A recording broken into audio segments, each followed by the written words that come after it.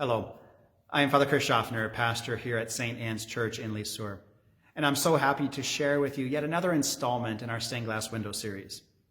Today, we take a look at the window and learn the story of a French visitation nun from the 17th century.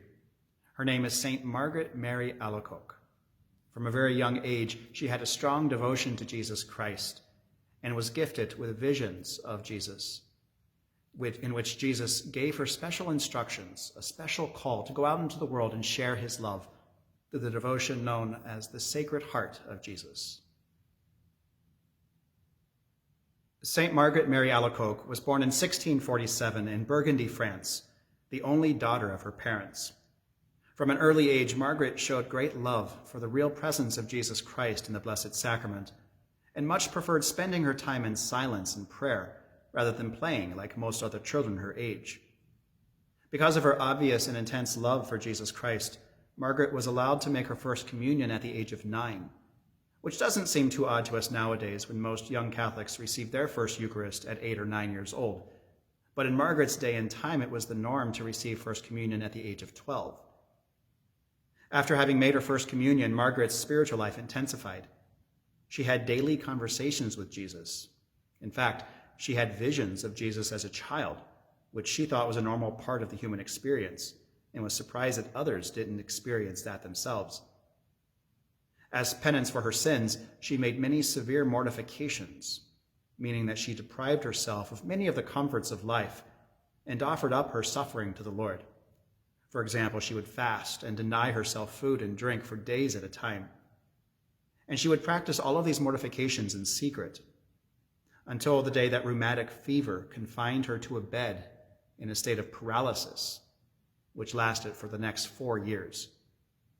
She reluctantly then gave up her penances and spent her time in prayer. And in her prayer, she was inspired to make a vow to the Blessed Virgin Mary that she would consecrate herself to religious life should her health improve. And it was indeed after making that vow that she was restored to perfect health. It was at that time that Margaret added the name of Mary to her own name to honor the Blessed Virgin. When Margaret was 8 years old, her father died. He had been a good father and provider, but he was extravagant in his spending, and he didn't plan well for the financial future of his family. When he died, all of the family assets were held by a relative who refused to hand them over, plunging the family into poverty. They allowed Margaret and her family to stay in their home, but they treated them like servants and were very strict about the rules of what they could and could not do. Margaret's only consolation during this very difficult time was visiting Jesus in the Blessed Sacrament. When she was 17, Margaret's oldest brother finally came of age to allow the family's assets to legally revert back to them. So they regained their fortune, and Margaret's mother decided then that it was time for her to go out and find a husband. So Margaret began being involved in the social life of her region. One night, after attending a ball, she had a vision of Jesus crucified on the cross. He reproached her for forgetting about him. But even so, he reminded her that his heart was full of love for her. Struck to the heart, Margaret was then determined to fulfill the vow she had once made, and she entered the convent at the age of 24. Her formation in the convent was not easy. Even though she was a very gentle, kind, and humble soul, Margaret was subject to many hardships to prove her vocation, so much so that her final vows were withheld from her for over a year. And when she finally made those vows and became a professed sister, her first assignment working in the infirmary of the convent was considered lackluster at best. While in the convent, Margaret began to have private revelations of the Sacred Heart, beginning in December of 1673, and lasting for the next year and a half. In her visions, Jesus revealed to her the form of proper devotion to the Sacred Heart, which included receiving communion on the first Friday of every month, Eucharistic adoration or a holy hour every Thursday, and celebration of the Feast of the Sacred Heart each year. She was instructed to spend 1 hour every Thursday night meditating on Jesus' agony in the Garden of Gethsemane the night before he died. And this is, in fact, the origin of the idea of a holy hour, or spending a regular hour of prayer with our Lord. In her first vision, she was allowed to rest her head on Jesus' heart, And Jesus told her that he wished to make known to the world the wonders of his love. And he had chosen her for this special work of spreading this devotion. At first, Margaret was discouraged, since no one believed what she had seen or heard. The Mother Superior of her order and many theologians simply dismissed her. But it was in the Jesuit priest who heard the confessions of the nuns of her order, a man by the name of Father Claude de la Colombière, who himself would become a saint, that Margaret found someone who believed her and supported her. He helped to make sure that devotion to the Sacred Heart was fostered among the Jesuits, although it would still remain controversial since some doubted the authenticity of her visions.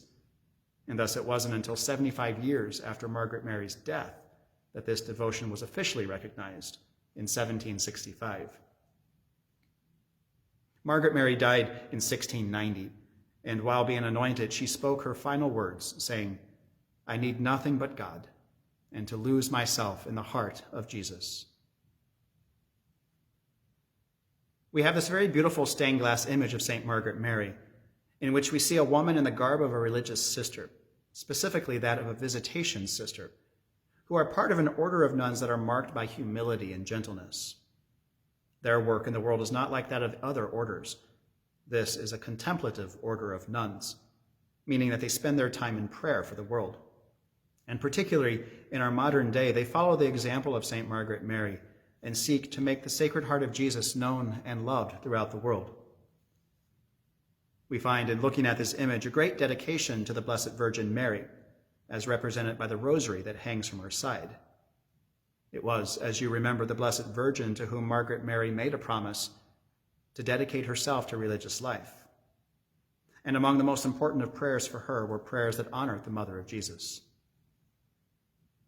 Perhaps the most obvious image in this window is what we see in the hands of Margaret Mary, an image of the Sacred Heart of Jesus encircled by a crown of thorns.